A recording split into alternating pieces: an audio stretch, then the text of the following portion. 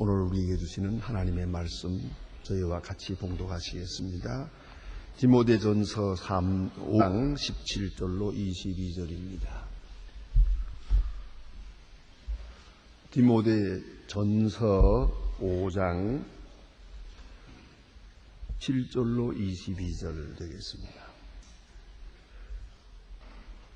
디모데전서 5장 17절로부터 22절까지 오늘 봉독하게 됩니다. 지금 찾으신 대로 다 같이 한 목소리로 봉독하시겠습니다. 잘 다스리는 장로들을 배나 존경할 자로 말씀과 가르침에 수고하는 자들이 더할 것이니라. 성경에 일렀으되 곡식을 밟아 떠는 소의 입에 망을 씌우지 말라 하였고 또 임금이 받는 것이 마땅하였느니라. 장로에 대한 송사는 두세 증인이 없으면 받지 말 것이요 범죄한 자들의 모든 사람 앞에서 꾸짖어 나머지 사람으로 도하게 하라.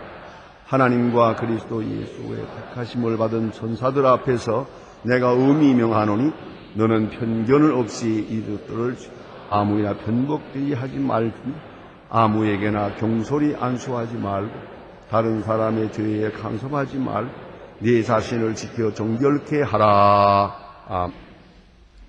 오늘 본문 가운데는 교회 생활에서 우리가 어떻게 교인 생활을 해야 하겠는가 하는 것을 아주 좀 더 실제적으로 말씀하고 있습니다.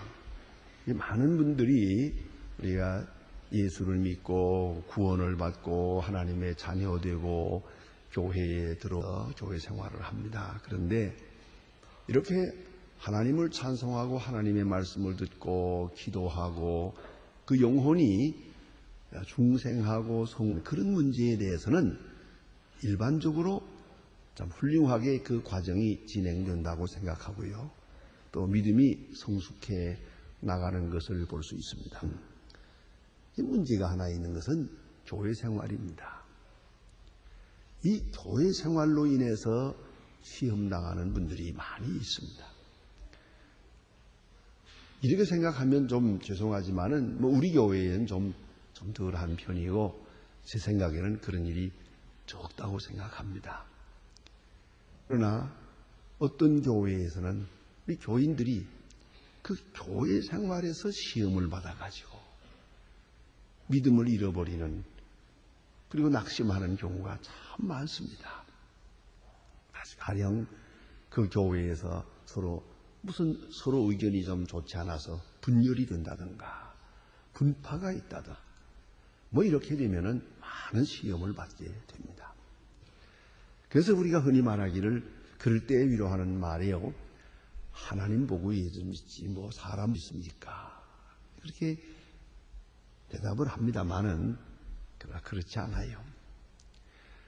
하나님 보고 예수 믿지요. 예수 믿고 예수 믿지요. 그러나 사람과의 관계가 아주 중요한 것이에요.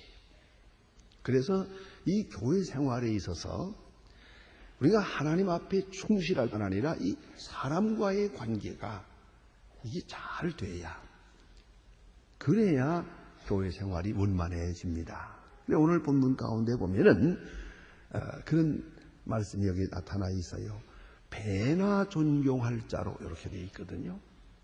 그러면 보통 관계도 존경해야 된다는 것이죠. 그런데 보통 관계에 이 존경이라는 건 언제나 있어야 돼요. 사람을 존경할 줄 알고요. 또 우리 성도 간에도 서로 자기보다 남을 낫게 여기고 존경하는 마음이 있어야 됩니다. 그래서 빌립보 2장에 보면은 언제나 자기보다 남을 낫게 여기라. 그렇게 말합니다. 이 사람을 존경할 줄 모르면 신앙생활이고만 다 잘못되는 것을 많이 봅니다. 그 존경이라는 게 뭡니까? 상대 존경하면 나를 낮추는 거예요. 바로 겸손한 거, 겸비한 것이에요. 다른 사람이 나보다 낫다, 나보다 높다, 나보다 더 훌륭하다. 저분이 나보다 더 신앙생활이 더 높은 수준에 있다. 그 인정을 해야 돼요. 그리고 자기를 낮추면서 신앙생활하면은 이 생활이 얼마나 좋은지 몰라요. 이 사람을 만나도 반갑고 저 사람을 만나도 훌륭하고 다 이렇게 되는데 되게 교만한 사람들. 자기가 제일 잘났어요. 자기가 제일 잘 믿는 것 같아요. 이 사람에게는 존경이 없어요. 아나무인이요. 예? 존경하는 사람이 도대체가 없어요. 이렇게 되는 사람이 제일 불행한 사람입니다.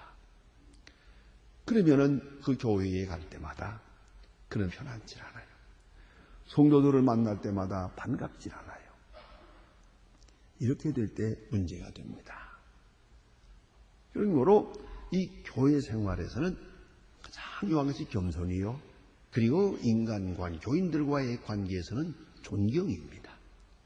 상대방을 존경하는 것이요.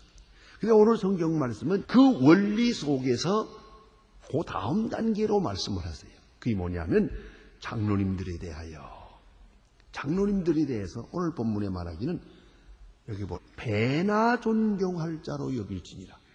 배나. 그러니까 일반적으로 다 존경하고 장로님들에 대해서는 배나 존경하고 그런 얘기예요. 원문의 얘기가.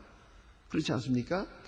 이 초대교회에 있어서는 두 장로가 있었어요. 지금도 그렇습니다. 우리 헌법적으로는 장로가 둘이 있어요. 하나는 다스리는 장로, 흔히 말하는 일반적인 장로님들이고요. 그리고 또 가르치는 장로, 설교하고 가르치는 장로. 오늘 보면 그렇게 나옵니다. 예, 여기 보니 말씀과 가르침에 수고하는 이들을 말씀과 가르치는 장로가 있어요. 이게 또 다른 장로예요. 그러니까 우리가 지금 쓰는 말로 말하면 장로님들은 다스리는 장로요. 목사님들은 말씀과 가르치는 장로예요. 그래서 그 가르치는 장로와 다스리는 장로가 함께 모여서 회의를 합니다. 이 교회에서 가장 중요한 책임을 맡은 회의를 하는 그 모임이 당회라는 거예요. 그러니까 그 당회는 가르치는 장로와 다스리는 장로가 함께 모여서 교회인을 하는 것이 그것이 바로 당회올시다. 근데 오늘 본문 가운데 보면은 그래서 너희들은 일반적으로 존경하라. 서로 존경하는 마음으로 성도의 교제를 나누라. 그리고 장로님에 대해서는 배나 존경하라. 배나 존경하고 말씀 보세요.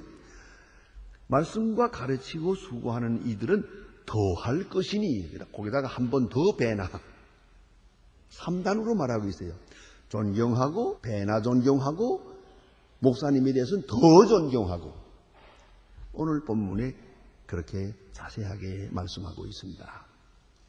자, 이제 존경한다. 존경할 자로 알라. 아주 중요한 교훈이 옳시다. 우리 이 부모님께 대해서는 부모님을 공경하라 그럽니다. 부모님께 순종하고 부모를 공경하라. 부모를 사랑하라가 아니에요. 부모를 공경하라. 이 수직적 관계를 말씀하거든요. 공경하라. 그 공경과 이 존경이 같은 말입니다. 이 원문상으로는 지금 같은 말. 영어로 honor, 존경하라. 그것은 존경과 공경, 높이는 사랑을 말하는 것이에요. 이 공경이라는 것은 먼저는 중심에서부터 높이는 것이에요. 존경하는 마음이고요. 여기 경외가 있고 그 다음에는 그의 상위를 인정하는 거예요. 그의 공경이에요. 저분은 나았다. 나보다 훌륭하다. 나보다 신앙도 더 크다. 더 많이 수고한다. 이렇게 그 높은 위치를 나보다 더 높은 위치에 있다는 것을 언제나 인정을 하고요. 또 있어요. 공경이라는 게 뭐냐 하면 그의 뜻을 옳다고 인정하는 거예요. 그의 생각이 보다 낫다. 왜요? 다 경험하신 분이니까. 또 많이 공부하신 분이니까. 많은 경험 속에서 마고 있고 많은 은혜 생활 속에서 말씀하는 거니까 언제나 그의 뜻은 옳다. 그 뜻을 그의 생각 존경하는 거예요. 그걸 잊지 말아야 돼요. 내가 옳고 저가 틀렸다. 그건 존경이 아니에요. 지금 내가 잘 이해가 되지 않지만 말씀이 옳을 거야. 이 옳다고 인정하는 거예요. 저분에겐 보다 더 지혜가 높은 분이니까 그분의 말씀이 옳을 거야 생각하는 것이죠. 그게 공경하는 마음이에요. 또 하나는 그가 나를 사랑한다는 걸 인정해야 돼요. 저분은 절대로 분이 아니에요. 어버이와 같이 나를 사랑하는 분이에요. 그래서 사랑한다는 것을 인정할 때 그게 바로 존경하는 것이죠. 여러분, 자식이 부모 존경한다. 그 무슨 말이에요? 부모님이 나를 사랑한다는 것을 인정을 해요. 그걸 믿고 있어요. 혹 부모님이 이래라 하고 말씀하시지만 그건 사랑하기 때문이에요. 때로는 징계도 해요. 매를 쳐도 그것도 나를 사랑하기 때문이에요. 사랑하기 때문이다 라고 생각하는 바로 그 마음이 공경하는 마음이에요. 그 무슨 얘기가 있죠. 어떤 아이를 아버지가 때렸더니요, 처음에는 아이고 아프다, 아이고 아프다 그래. 조금 더 때리니까 아이고 나 죽는다 그러더래요. 조금 더 때리니까요 벌떡 일어나더니 마음대로 때려. 네 아들 죽지 내 아들 죽냐? 이런 놈은 때려서 안 돼. 소용없습니다. 그렇지 않습니까? 매가 이건 튕기는 거예요. 이건 원수 되는 거예요. 이거는요. 존경이 뭐예요? 공경이라는 게 뭐냐면 이 매 속에 사랑이 있어요. 이건 정말로 귀한 것이에요. 그 요한 웨슬레이, 감리교의 창시장 요한 웨슬레이의 그 기록 속에 그런 말이 있습니다. 어렸을 때 그 어머니가 아마 자식이 13인가요? 상당히 많았습니다. 그래서 자식을 많이 낳았는데 그 요한 웨슬레이가 어머니가 그 부엌에다 이렇게 좀 이렇게 아이들을 이렇게 하나씩 주다가 남는 사과를 높은 데다 놓았어요. 아이들 먹지 못하게. 높은 데다 놓은 거를 요한 웨슬레이가 그걸 뭘 놓고 올라가서 훔쳐 먹었대요. 그 다음에 어머니가 얼마나 때렸니 몸에서 피가 날 정도 때렸대요. 그는 그래서 이렇게 말해요. 그때 맞은 그것이 아니라면 오늘 내가 될 수 없었을 거야. 거기서 그는 엄청난 어머니의 사랑을 느꼈어요. 그것이 바로 공경이라는 거예요. 그러니까 아버지나 어머니, 장로님, 저분들은 나를 사랑한다. 저 웃분들은 나를 사랑한다. 나를 사랑한다는 것을 항상 마음에 두고 있어야 돼요. 그게 공경하는 것이고요. 그런 거로 순종적 자세로 임하는 것이 공경이에요. 부모님께 순종하라. 그게 공경이에요. 부모님이 가라 하면 가고 오라 하면 오고 순종하는 거예요. 순종하는 자세 대하는 거예요. 그리고 그 순종을 기뻐하면서 대하는 거예요. 억지로 하는 게 아니고 기뻐하면서 대하는 거예요. 그게 공경이에요. 장로님들을 존경할 것이고 목사님들을 더 존경할 것이세요. 그 이유가 있어요. 장로님들은 우리의 교회 생활을 다스려 주시는 분이에요. 우리의 질서를 위해서, 우리의 덕을 위해서, 우리의 신앙생활하는 길로 인도해 주시는 분이에요. 그런데 여기에 말씀과 또 그리고 가르치는 분, 목사님들은 어떠냐? 이건 하나님의 말씀을 내게 전해주시는 분이에요. 이거 신학적으로 말하면 카리스마적 관계라 그 말이에요. 그래 예수님께서 친히 말씀하시기를 너희를 영접하는 것은 나를 영접함이요 나를 영접하는 것은 나 보내신 이를 영접한 것이니라. 마태복음 10장 40절에 말씀하셨어요. 그런 거로 목사님을 영접하는 것이 바로 그리스도를 영접하는 것이 되거든요. 그를 사랑하는, 주님을 사랑하는 것이 된단 말이에요. 이래서 사도 바울은 복음을 전하는 자로서 갈라디아 4장 14절에 보면은 아주 가슴을 뜨겁게 한 그런 말씀이 있습니다. 우리 교육자로서는 제일 중요한 점이 이거거든요. 여러분이 어떻게 대하느냐, 그거 중요하지 않아요. 중요한 것은 나를 하나님의 말씀 전하는 자로 대해야지. 저분을 통해서 내가 하나님의 말씀을 듣는다. 바로 그러한 관계, 그런 카리스마적 관계가 확실해지고 이어지기를 바라는 것이에요. 그 이상도 그 이하도 아니에요. 가장 중요한 것이 이겁니다. 그런데 갈라디아 4장 14절에 보면 사도 바울이 이렇게 말합니다. 너의 믿음을 시험할 만한 것이 내 육체에 있으되, 그런 말을 해요. 이게 무엇인지 알았어요. 어떤 육체에 병이 있었던 것 같아요. 짐작컨대 간질병으로 인해서 교회에서 설교하다 말고 쓰러졌는지도 모르세요.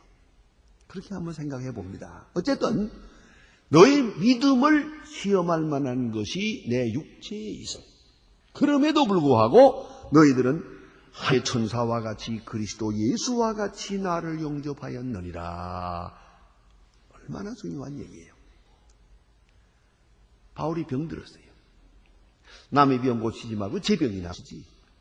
이렇게 나올 수도 있죠. 자기 병도 고치지 못하는 주제에 누구에게 복을 준다는 건가? 그렇잖아요.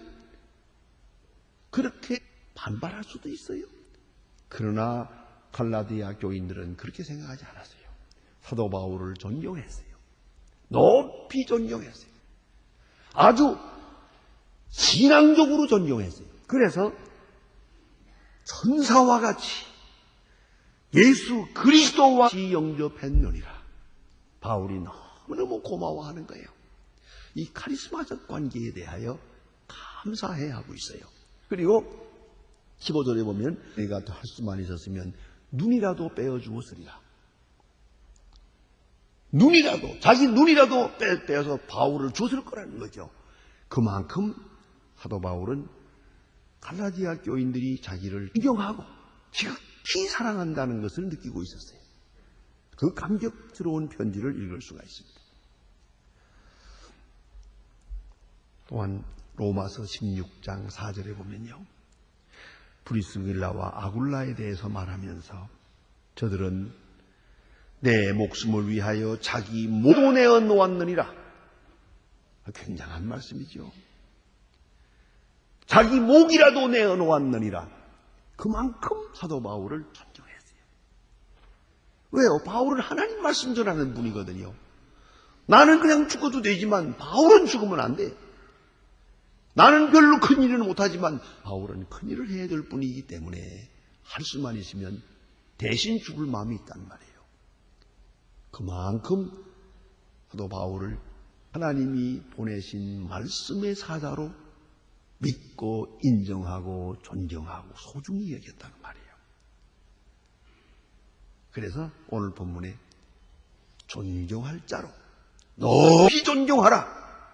그렇습니다. 여러분, 이 교회 생활이라는 건요, 사실 보면 우리가 이 하나님을 사랑하고 그리스도를 하지만 무엇보다 중요한 것은 교역자와의 관계가 좋아야 돼요. 여러분이 어떤 이유든지 간에 교역자를 존경 못하면 그 신앙 엉망이 되고 말아요. 그건 틀림없어요. 우리가 허구한 날 앞으로도 하나님 말씀을 들어야 될 텐데, 그로부터 봐야 되겠는데, 그렇지 않습니까? 그런데 이 관계가 잘못되면 어떻게 되겠어요?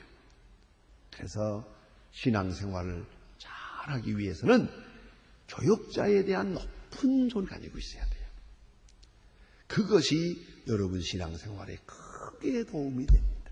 나는 우스운 얘기입니다만은 제가 부모님이 이러했기 때문에 오늘도 인들의 사랑을 많이 받는다, 그런 생각을 합니다.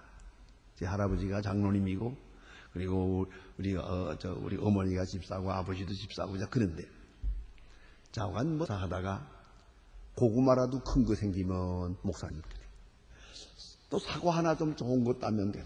오이도 예쁘게 생긴 거 나오면 목사님 해야지. 또 무슨 음식을 한다든가 뭘 하게 되면 좀 맛있는 걸 좀 하면은 또 싸가지고 가거든. 그런데 어느 날 제가 집에 들어가가 여러 번 그런 일이 있었어요. 저희 집은 제가 맨 막내, 저 하나밖에 없으니까 제 밑으로는 없거든요. 동생이 없어요. 그런데 집에 들어갔더니 아버지 혼자 앉아 계세요. 뭘 이렇게 뭘 책도 그러시더라고요. 그래서 제가 들어가면서 어머니 어디 갔어요? 아버지가 딱 한마디 하시는데, 너희 어머니가 말이다, 나를 목사님 위하는 거 반만 위해주면 내가 열려문 세운다. 열려문 그러다. 그러니까 조금 질투하더라고요. 보니까 정말 우리 어머니는 목사님들 자꾸 바뀌잖아요. 이따가 가시고 또 딴 분 오시고 또 딴 분 오시고. 그땐 그랬어요. 자주 바뀌어도 누가 오시든지 상관없어요. 그렇게 정성을 다했어요. 어쨌든 교회 생활에서는 장로님 존경하고 목은 존경하며 살면 신앙생활이 윤택해지고요. 여기에 대해서 여러분이 존경을 잃어버리든가 혹은 조금이라도 존경이 낮아지기 시작하면 신앙생활은 곤두박입니다. 참으로 불행한 일이 옵시다. 오늘 성경 말씀에 장로님 존경하라, 목사님은 배나도 존경하라 이렇게 했어요. 그렇게 실제적으로 말씀하고 있습니다. 그래서 그 다음에 이 교육자에 대해서는 어떻게 하느냐. 두 번째로 말씀하는 것은 보상하라 그랬어요. 예, 보상하라. 다시 말하면 생활비를 드리라 그 말이에요. 신명기 5장 4절에 보면 곡식을 밟아 떠는 소의 입에 망을 씌우지 마라 그랬어요. 이게 무슨 말인지 잘 모르실 텐데 농사하는 분들은 잘 알아요. 소가 밭을 갑니다. 밭을 갈 때는 이 처음에 곡식을 뿌리기 위해서 갈 때는 이 아무것도 없는 넓은 돌판이죠. 넓은 들녘을 갈지만은 이제 중간에 김을 맬 때도 있고 고랑을 칠 때가 있어요. 그런 때는 곡식이 자랐어요. 벌써 이만큼 자라서 좀 자라나는 중인데 그 사이에 이 보습땡기로 가고 소가 그 앞으로 지나갔거든요. 가운데 사이를 지나가요. 소가 그 얼마나 먹고 싶겠어요. 그러니까 그 자라나는 그 곡식을 먹지 못하게 그냥 망을 씌워요. 여기다가 구물처럼 만들어가지고 여러분의 머리 쓰는 망처럼 말이에요. 그걸 좀 굵게 해가지고 입에다 딱 씌워버려요. 그러면은 소가 냄새만 맡고 먹지는 못해요. 참 너무 불쌍하죠. 일만 죽도록 하고 그 곡식을 못 먹는단 말이에요.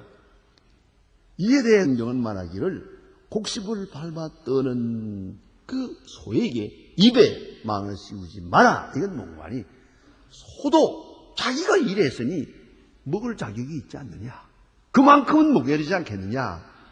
굳이 소에 대해서 말하는 게 아니에요. 이건 비유로 말하는 것이고 중요한 것은 누구에게든지 일을 시켰으면 일을 했으면 대가를 들여서 자기가 일하는 만큼은 또 보상을 받아야 될 거 아니겠는가.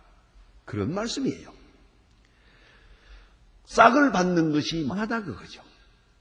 여기에 교역자의 고민이 있답니다. 때로 우리가 이 일을 하고 월급도 받고 대접도 받고 이렇게 하지만은 조금 잘못하면 싹을 위해서 일하기가 쉬워요. 그건 우리 마음이에요. 내가 싹을 일하는지 일하고 싹을 받는 건지 또 일하기 위해서 필요한 만큼의 생활비를 받는 건지 이게 크게 문제가 돼요. 그렇기 때문에 오늘 본 말씀은 망을 씌우지 마라. 일을 했으니 일하는 만큼 거기에 합당한 보상을 주어서 대가를 주어서 일꾼으로 하여금 일하는데 지장이 없도록 해드리라 하는 말이에요. 그러니까 여러분 이 교회에서는 목사님들에게 요수히 생활비를 드려야 되고요. 일하기에 합당한 모든 물질인 여건을 갖추어 드려야 한다는 것이죠. 그래야 일할 수 있잖아요. 이것이 직업인데 이 외에 다른 일을 못하니까. 그런 그만한 대접을 하라 하는 그런 뜻입니다. 무슨 얘기입니다만은 제가 언젠가 먼 인천에서 목회할 때 서울에 있는 목사님 한 분을 모셔왔어요. 설교하게. 마침 그날 차를 타고 오셨어요. 그때만 해도 목사님들이 차가 별로 없을 때예요. 어쨌든 차를 타고 오셨어요. 운전기사와 같이 오셨어요. 이제 설교 끝난 다음에 가실 때 저희가 우리가 늘 그러하듯이 이렇게 봉투에다가 손지를 되게 그때는 거마비라요. 좀 차를 타고 가십시오 하는 그런 비용을 여기다가 사례금을 이렇게 넣어서 이걸 드렸어요. 근데 목사님은 안 하는데 옆에 있던 기사가 그걸 가로채면서 뭐라 그러는 거 아니? 우리 목사님 그런 거 안 받아요 그래요. 그리고 도로 저한테 되게 기분이 나쁘더라고요. 그런 거 안 받는다. 그러면 어떻게 되는 거죠? 사람은 다 어떻게 되는 것이죠? 다 매도하는 거예요?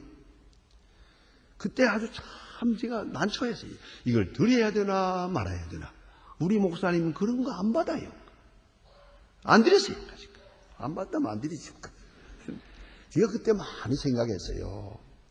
뭐 이거 많은 돈이라면 또 몰라요. 정말 얼마 안 되는 돈이에요. 그런데 오셨으니 차라도 타고 가십시오. 그런 뜻으로 거마비를 좀 드렸는데, 그러면 시골 교회니까. 그런데 이거를 거절해. 제가 그때 마음으로 큰 결심을 했습니다. 나는 절대 거절할 것이다. 아주 맹세했어요. 줘보세요. 저 절대 거절 안 해. 그 대신에 작다고도 말하지 않고 안 줘도 불편하지 않는다. 얼마를 줬든지 줘서 좋은 일에 쓰면 되잖아. 그걸 그 자리에서 안 받아요. 나는 안 받아요. 이게 뭐예요 도대체가. 그 무슨 잘하는 거예요? 그것도 교만이지. 그다가 한마디 더 떠거든요. 우리 목사님 그런 거 안 받아요. 이건 또 뭐예요? 대단히 복잡한데 그거. 그래서 좌우간 저는 그래서 저도 그렇지만은 여러분들이 목사님들한테 가르쳐요. 절대 거절하지 말고 절대 불만하지 말고. 많아도 그렇고 적어도 그렇고. 그래서 있으면 좋은 일에 쓰면 되는 거야. 줄 사람 많잖아요. 얼마든지. 일에 쓰면 되지. 그걸 그 자리에서 안 받습니다. 저 월급 받는 사람이 그거 또 받을 거 뭐 있습니까? 안 받습니다. 뭘 안 받아 안 받기를. 그게 아니야. 거저 받아서 거저 주면 되는 거지. 거저 받았으니 거저 주면 되는 거지. 그걸 그 자리에서 거절함으로 주는 사람의 마음을 이렇게 섭섭하게만 이리 되겠어요? 오늘 성경 말씀은 여러 가지 의미를 가집니다. 그런 거로 교역자들에게 마땅한 것을 드리라 그랬어요. 마땅하니라 드리고, 그 다음에 그 교역자는 그거 가지고 그래서 생활하고. 그것도 안 됐을 게 뭐 있어요? 교역자가 좋은 일에 많이 쓸 일이 많거든요. 얼마나 많은데 이렇게 해서 안 되겠다. 그래서 싹쓸 받아 마땅하다. 이렇게 오늘 여기서 암시 말씀을 하고 있고요. 그 다음에 또 한 가지는 장로의 신분에, 교역자나 장로의 신분에 대해서 혹은 명예와 위상을 지켜가라 하는 말씀이에요. 위상을 지켜가야 된다. 지켜줘야 된다. 다시 말하면 요새 말로 말할까요? 현대어로 말하면 인기 관리해야 한다 이거예요. 인기 관리를 해줘야 된다 이겁니다. 예? 그래서 오늘 사도 여기서 말하기를 뭐라고 하느냐 하면은, 자, 이제 장로에 대한 송사는 두세 증인이 없으면 받지 말 것이요. 그랬어요. 누가 어떤 분이, 어떤 장로님이 어떻고, 어느 장로님이 어떻고 이런 말 하잖아요. 그 여론이 돌아다녀요. 그걸 가지고 문제 삼지 마라 이겁니다. 확실한 증거가 있어야 돼요. 그렇지 않고는 장로님에 대한 비평에 대해서는 문제 삼지 마라. 뭡니까? 위상을 지켜드리라. 그 말이죠. 그 체면과 위신을 지켜드리라. 그 말이에요. 예? 그래야 될 거 아니에요? 그 조그만 말 듣는다고 해서 무슨 일이요? 하고 물어보고 조금 무슨 소소한 얘기 들으면 책 보라고 이러면 되겠네 말입니다. 그래서 증거가 확실해야 되고, 그것도 두세 증인이, 확실한 증인이 2명, 3명 있을 때만 문제 삼고, 보통 돌아가는 말, 이렇게 저렇게 돌아가는 여로 이런 문제 가지고 장로에 대해서 비방하지 마라. 그런 얘기죠. 그래서 신명기 19장 15절에 보면 대증인이 꼭 있어야 한다. 그렇게 말씀합니다. 왜요? 교회를 위하여. 장로님의 위상이 곧 교회의 위상이에요. 장로님이 비난을 받으면 교회 전체가 걸려요. 그렇기 때문에 쉽게 문제 삼지 말아라. 그렇게 말씀하고 있습니다. 이순신 장군이 젊었을 때 어느 군사들이 훈련하는 훈련원으로 거기에 봉사할 때가 있었답니다. 아주 말찍에서. 그런데 어느 날 유전이라고 하는 대신이 그 자리에 와보니까, 훈련 장소에 와봤더니 이순신 장군이 아주 젊은 사람이 좋은 전통을 가지고 있어요. 전통이라는 게 화살을 이렇게 넣는 통에 아주 좋은 가죽으로 만든 좋은 통을 메고 있는 걸 보고 탐이 났어요. 그래서 불러가지고 그거 전통 내게 줄 수 없겠나 하고 했어요. 그때 이순신 장군이 젊은 사람으로서 뭐라고 대답했느냐 하면, 이까지 것 전통 하나 얼른지 드릴 수 있습니다. 그러나 내가 이걸 대감에게 드리면 대감께서는 높은 지위에 있으면서 하찮은 말직에 있는 제게 권세로 그거 나 좀 주라 하고 명령한 것이 되고, 나는 또 말직에 있는 사람으로 출세해서 대감님께 상납한 것처럼 될까봐 걱정입니다. 못 드리겠습니다. 그러세요. 왜요? 전통제가 아니라 이것이 오고 가면서 위상이 흐려지면 안 됩니다. 대감의 위상이 흐려지면 안 됩니다. 그래서 드릴 수가 없습니다.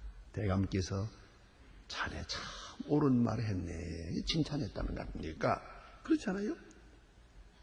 우리가 무슨 말이 오고 가고 할 때 함부로 얘기를 해서 위상을 떨어뜨리면 안 돼요. 위신을 낮추면 안 된다 그 말이에요. 그게 중요한 것이거든요. 그래서 장로님들에 대해서 함부로 얘기하지 마라. 함부로 문제 삼지 마라. 그렇게 말씀하고요. 그 다음에는 오늘 교훈 가운데 그 마지막에 보면 편견지하라. 편곡되게 하지 마라. 경솔히 하지 마라. 이 세 가지를 디모데에게 부탁을 합니다. 편견 없게 해라. 예? 편견이 이게 문제죠. 전체적으로 볼 수 있는 능력이 누구에게든지 없습니다. 아무래도 한쪽에서 보기가 쉽죠. 그러나 우리가 절대로 주관에 치우치지 않고 객관적으로 보고 전체적으로 볼 수 있도록 노력을 해야죠. 이런 재미있는 얘기가 있습니다.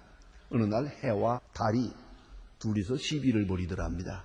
해와 달이 하는 말이, 해가 하는 말이 나뭇잎은 초록색이다. 그러니까 달이 하는 말 은색이다. 그러더랍니다. 그렇잖아요. 밤에 보면 은색이죠.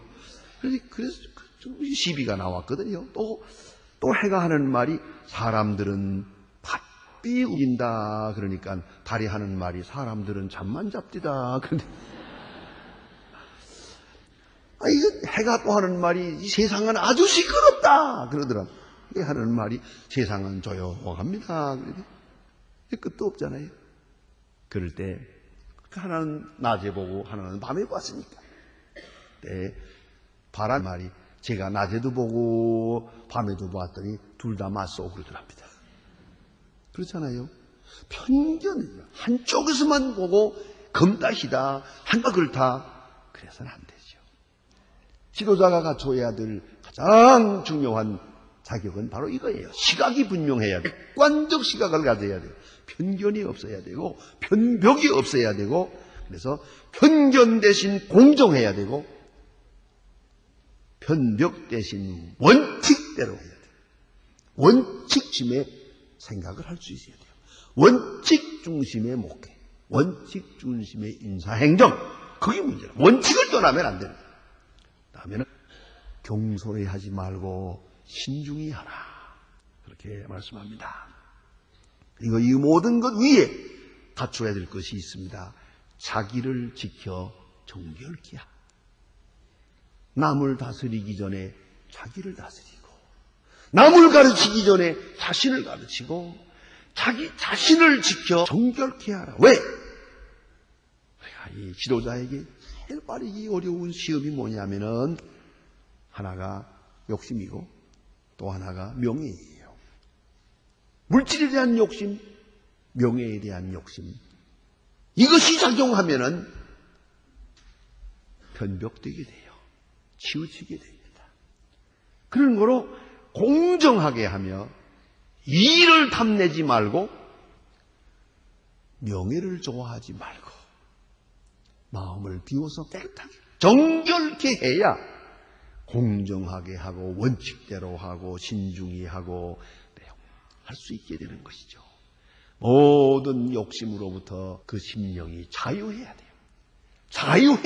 깨끗하게 자유할 때만이 바르게 판단할 수 있고 바르게 인도할 수 있고 또 존받을 수가 있는 거죠. 유명한 철학자 파스칼은 말합니다. 하나님의 힘 다음으로 강한 가장 큰 영향력이 있는 힘은 거룩한 생활이다. 그래서요. 하나님 다음으로 가장 큰 힘은 거룩한 생활이에요.